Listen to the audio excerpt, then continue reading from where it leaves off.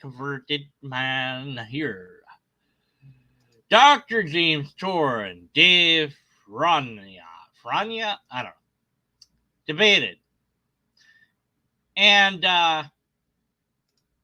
yeah, I only listened to Dave's opening here because I was interested in, well, I'm interested in analyzing the whole argument, but I was interested in the number of comments that are anti Dave and pro James.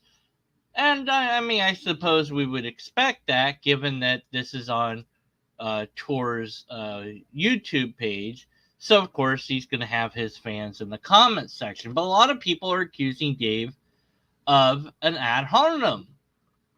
And I thought, well, as an amateur logician, surely I'm qualified to analyze his opening statements and see if he's created an ad hominem, at least in those opening statements, if not anywhere else. Because if he did, well, that's a logical fallacy. And if he's committed a logical fallacy, then, unless he undoes that later, we have to be skeptical of his conclusion.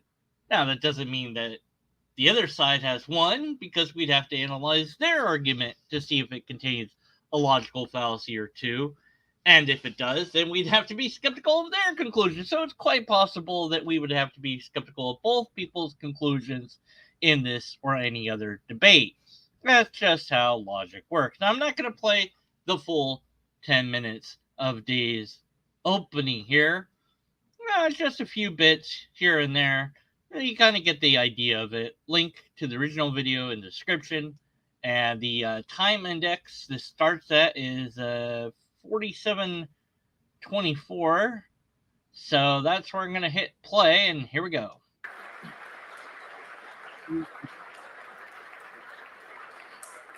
Mr. Farina, your opening statement. Straight up. Hey, everyone. Okay, so 47:34-ish. He thanks a few people, so you could probably skip that. But thanks to Rice University for having us here tonight. We are about Origin of Life Research Tour. James is a University for having us here tonight. We are here because of James Tour. James is a chemist and also an apologist who lies about origin of life research on the internet. It's quite the double life. In order to understand why he does this, we turn to his faith. James has admitted publicly that he is a creationist. He believes that God created life due to religious scripture, which to him takes priority over scientific evidence.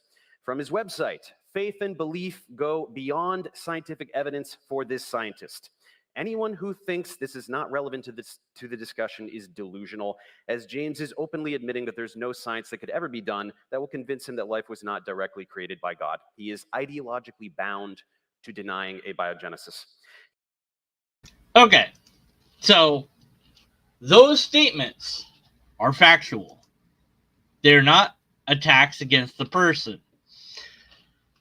They are simply statements that here's what this person has published online.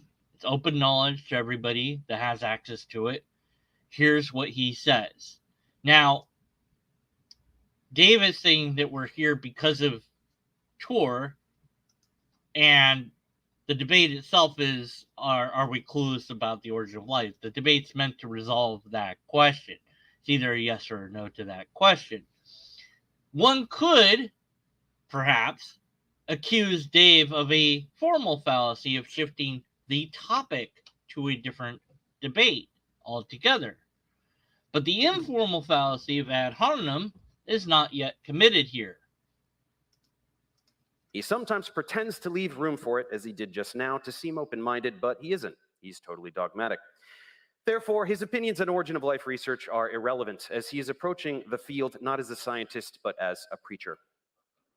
Of course, James pretends his rhetoric is scientific. He will bring up his H-index and list of publications. Less important is the fact that he has publicly admitted that his students do all the work and he slaps his name on the papers. More important is the fact that none of his research has anything to do with origin of life whatsoever and does not qualify him in this topic, which is not strictly synthetic organic chemistry as he claims, but also astronomy, geology, physics, and lots of other areas James is clueless about. When it comes to this topic, James is a YouTuber. his embarrassing commentary takes place exclusively on YouTube or in-person events for science-illiterate Christians who share his biases and delusions. James knows that science is done through the primary scientific literature, and he knows that his inability to publish anything on this topic makes him completely irrelevant. That's why he regularly lies and pretends that he is published in this area, and his papers are ignored because of conspiracy. These papers are actually blog posts in Inference Review, launched by Discovery Institute propagandist David Berlinski, which is not peer-reviewed and exists for the sole purpose of making pseudoscience appear more legitimate. Okay, thus far, no ad hominem. Everything here is fair. Everything here is actual and factual. Now, is Dave, by digging up all this or presenting all this, not attacking the argument itself that Tor has? Well, to examine that closely, we'd have to look at Tor's opening, perhaps. But I'm not doing that. The argument has to stand or fail on its own merits. So this opening statement has to stand or fail on its own merits. All these statements are factual. The issue here is a number of issues. One, my opponent is biased. Two, they've admitted their bias. Three, they're not qualified. Four, they've said they're qualified, but they're not. And all of that is relevant to the topic at hand. In order to answer the question of, are we clueless about the origin of life, then you have to not have bias. You have to have, perhaps expertise in the field may or may not be necessary, but it would certainly be helpful. So I do understand where people are coming from, because it does seem like he's attacking the character, but he's simply stating the truth. What's the argument?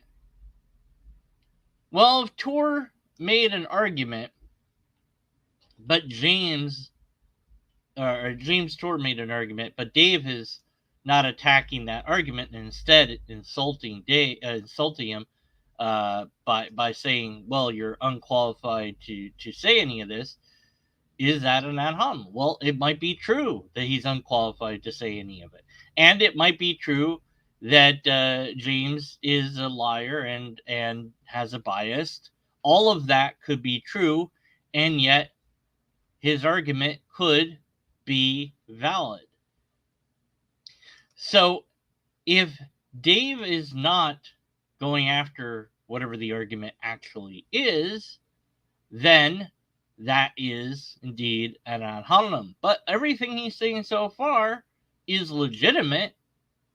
But is it about the argument itself? He's saying this is the problem, that Tor is the problem. So does that commit the ad hominem?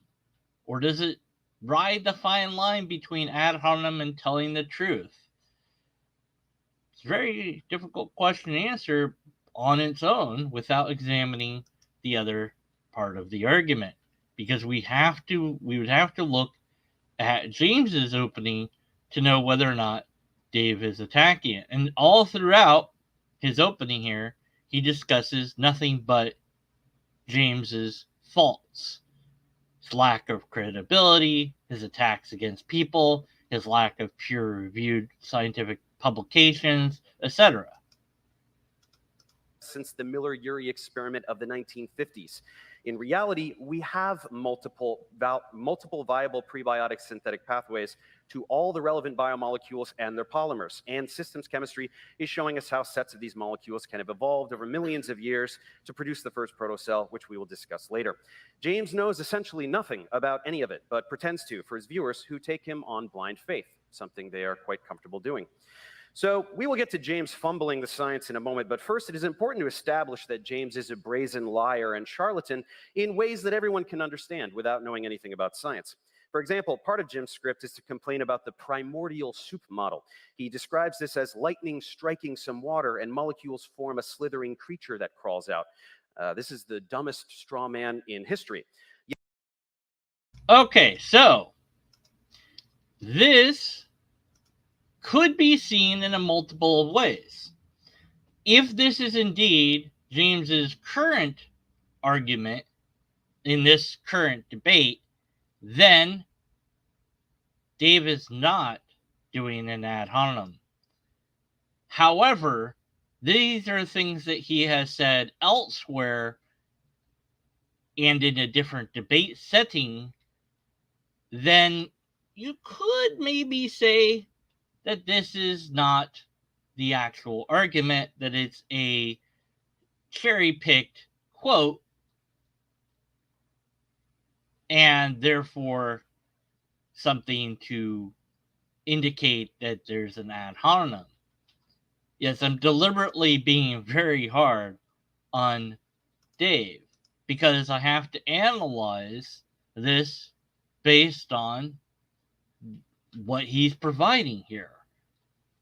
But if this is indeed James's argument in full, then saying that James has produced a straw man is correct and is not an ad hominem. Is this James's current argumentation? That will be the question to resolve. And again, you'd have to look at the other side, which I said I'm not doing right now. I'm just focusing in on the opening that Dave presents, because the question of if it's an ad hominem should be resolvable hypothetically within it. It might not be, though. And that does happen in analyses where the argument ideally should stand or fall on its own. But here, this is a 10-minute intro into what we're going to argue. So this isn't the argumentation yet. This is the intro into what's going to get us into the debate itself. Still, it is something that one can analyze. Slithering creature that crawls out. This is the dumbest straw man in history. Yet he insists that all these textbooks say precisely this, and it is taught to undergraduates as well as graduate students.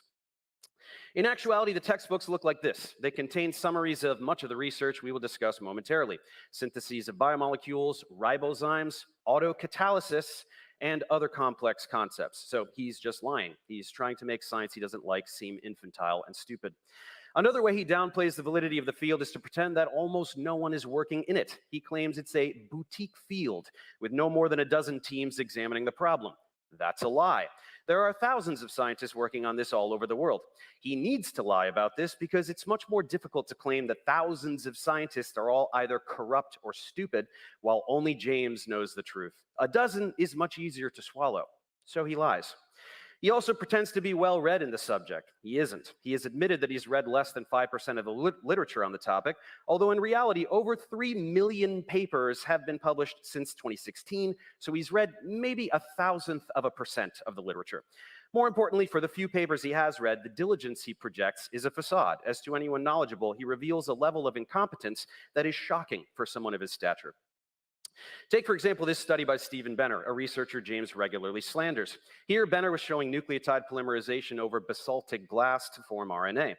James notes that Benner washes the glass thoroughly with hydrogen peroxide and ultra-pure water, and then throws his hands in the air about how this makes the study not prebiotically relevant, because he is washing away trace magnesium that would impede nucleotide polymerization on the early Earth.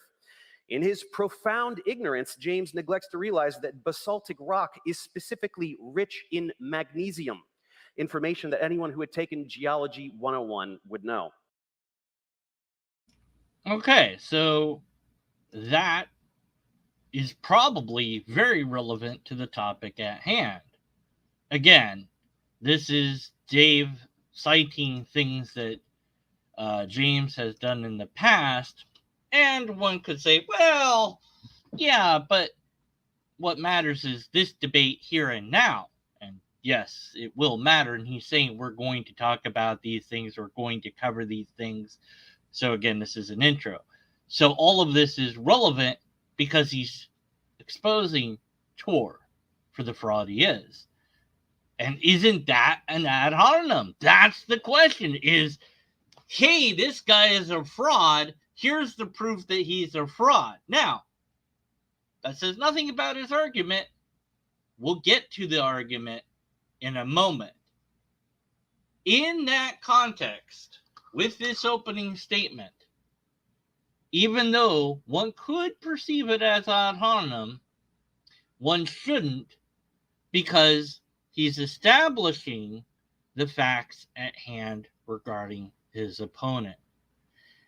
We have to keep in mind who we are talking to. That does not mean that their argument is going to be therefore invalid. And at no point does Dave ever say that because James is a fraud and liar and is wrong about all these things, that therefore his argument fails. So he's not committing an ad hominem. But again, I do see that you could make that mistake, especially if you're not versed in informal logic. And I'm being really, really tough on Dave, analyzing this to the strictness that I am adhering to, where I'm just looking at Dave's opening, not listening to the other side at all to see if this was in the current debate, just seeing if this stands or fails on its own merits. And on its own merits, it does stand as, here's what I want to discuss. Now, I would imagine that James would not agree to discussing his criteria or lack thereof as the debate topic itself. So the only fallacy that perhaps one could throw Dave's way would be the formal fallacy of shifting the topic of debate from the question at hand to this exposing of the fraud.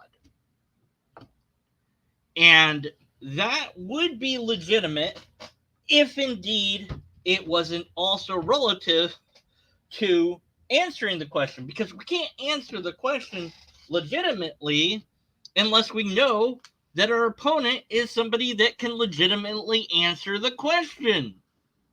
And our opponent can't legitimately answer the question.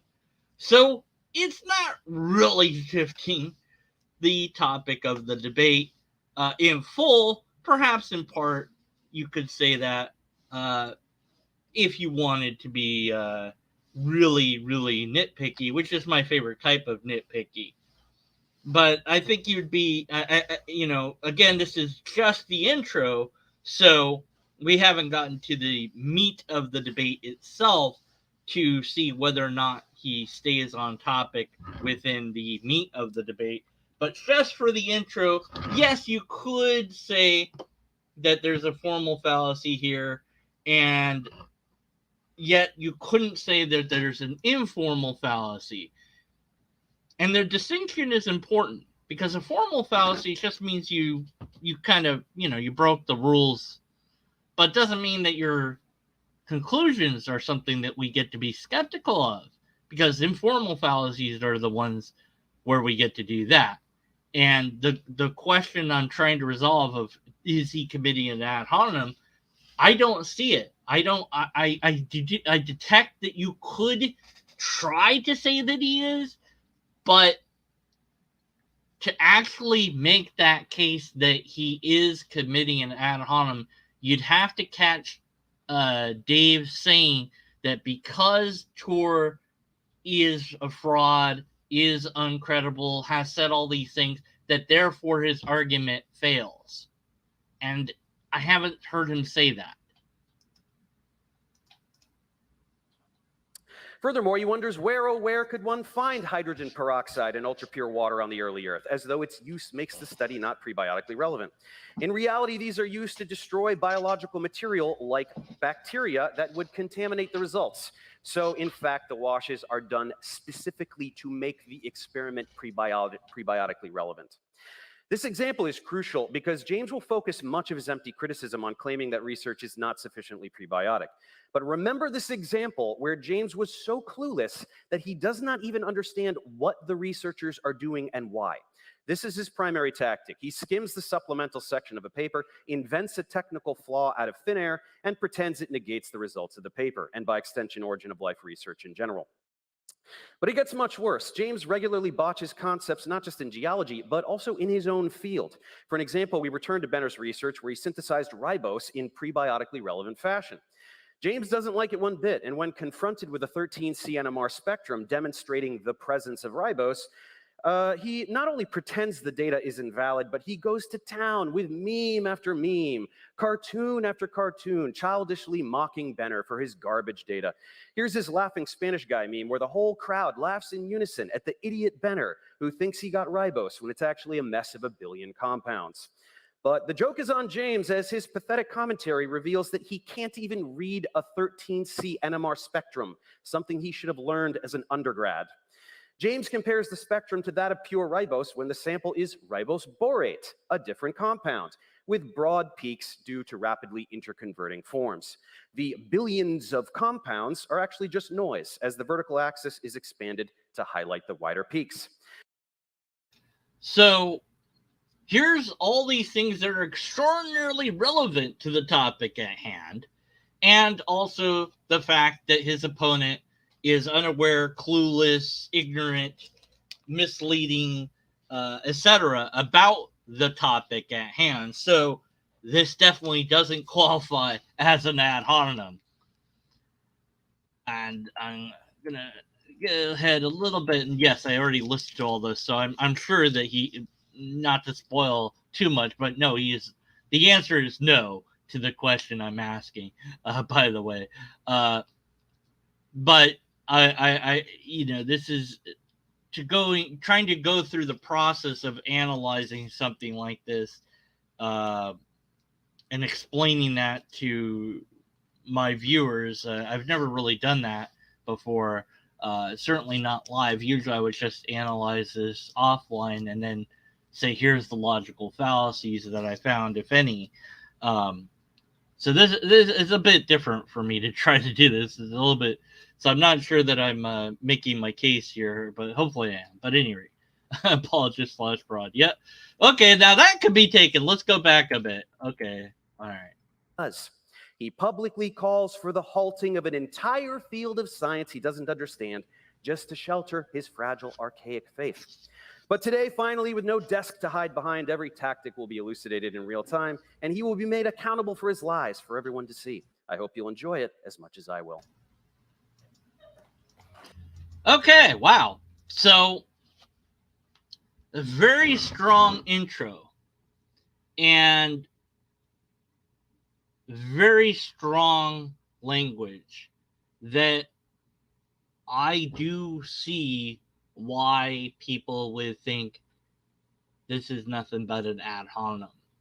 As an intro primer, he has attacked previous statements that his opponent has, and the legitimacy of his opponent is a key factor in this debate, and so is the fraudulentness of his opponent and lying that his opponent does. All these things, the fact that his opponent hasn't published any papers in this field and so on, all of that is relevant to some degree for this topic to be answered correctly.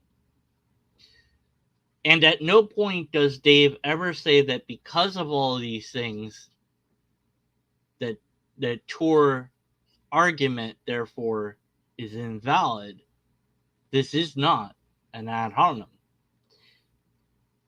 He is addressing the topic and simultaneously pointing out the problems that his opponent has. It skirts that line, that razor-thin line of being an ad hominem, but misses just a little and just enough to not qualify. Very difficult to elucidate that from just the opening without listening to the other side, without looking at the whole debate as a full. But to try to make this as hard on myself as I could, I just listened to Dave's opening and nothing else. And I did actually hear a bit of Tor remarks in his opening, and I gotta say, Tor does say something about a conspiracy.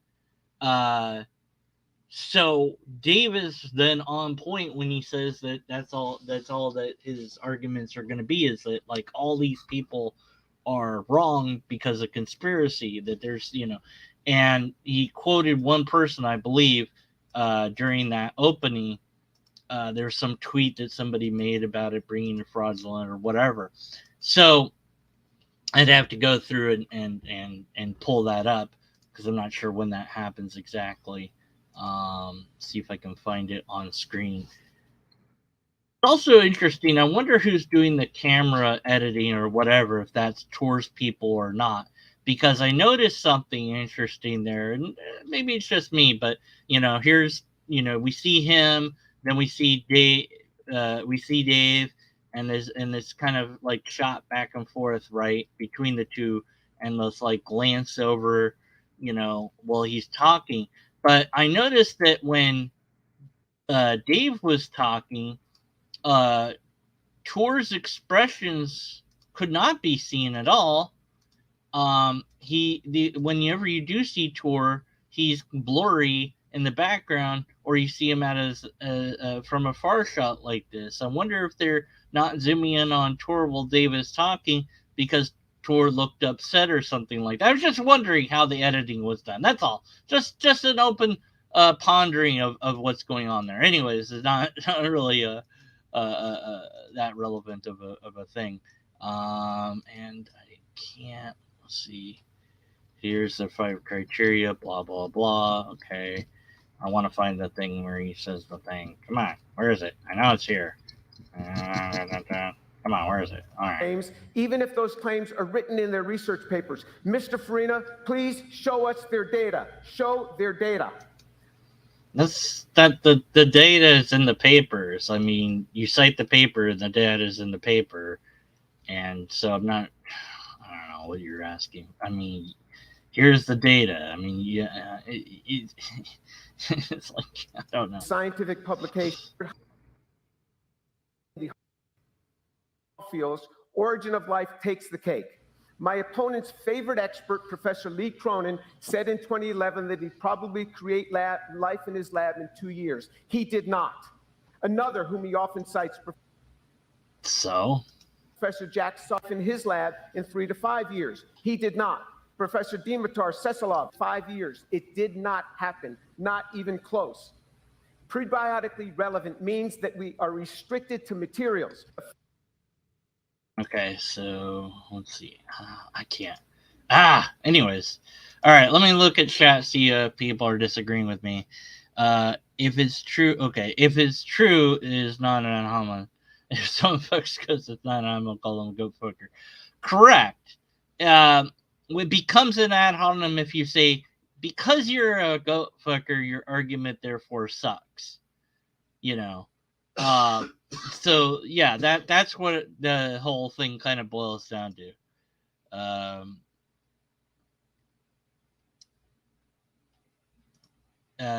Analyzing completely fully. Yeah.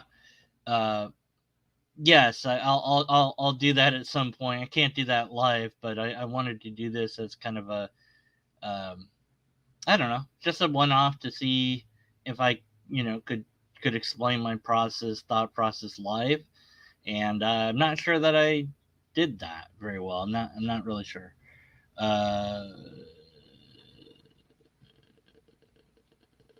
Yeah, I read. Yeah, he's essentially saying that he's or read his opponent arguments. Yes. They had to play.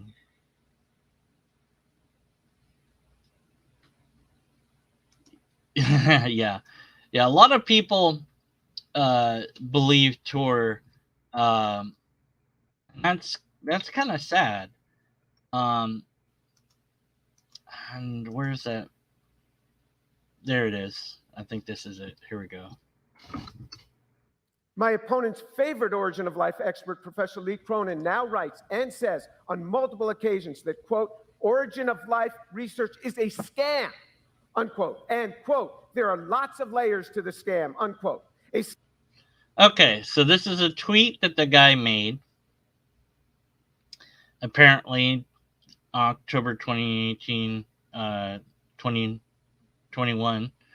And then repeated verbally, source linked, and then March 15th. So one person that Dave quotes now has decided to say the opposite thing. That's not a very good argument. If this was true, then why doesn't Professor Lee just publish his papers to show that it's a scam and get all sorts of rewards and accolades for blowing it out of the water? See, you can say anything you want on Twitter. Say it in the scientific peer review. Show that it's that. Don't just say that it's that. This doesn't mean anything. Anyone can say anything online or out loud during an interview or whatever. That doesn't make it true. But this is the sort of like, oh, it's all a scam. Why are so many people doing it then? Like, why are so many people researching this? How is it all a giant scam? So looking at that does mean that no, Dave certainly hasn't committed an ad hominem, given that this is part of Tour's opening or opening intro. Is look at this one guy's tweet that says it's all a scam. See, it's all a scam. The one guy happens to agree with me. That you quote this guy. You cite his work. Yeah, I cited his work before he got crazy. Now that he's crazy, he doesn't have any work to cite, maybe. You know? So there we go. So yeah, so the answer is no. The answer is no. The answer is no. Did Dave ad hominem Tour? The answer is no. That's the answer. Thanks for watching. I don't know if I explained how I analyze this very well, but I'll have a more in-depth analysis of this at some point, perhaps, possibly, maybe. I mean, I can't promise anything. You know, I don't know. It's an awfully long debate, so it might take me a while. All right, that's it for now. Until next time, be skeptical and learn logic so that you know how to tell if somebody's actually committing an ad hominem or not. And there you go. Do that. So, yeah. See, yeah, that would be interesting, wouldn't it? Yeah, show the tweet in context. Yeah, that would be good because, you know, I wonder if there's a link to that tweet in the. Oh, here's the description. Now, you would think that in the description, besides it just saying what the debate's about, you know,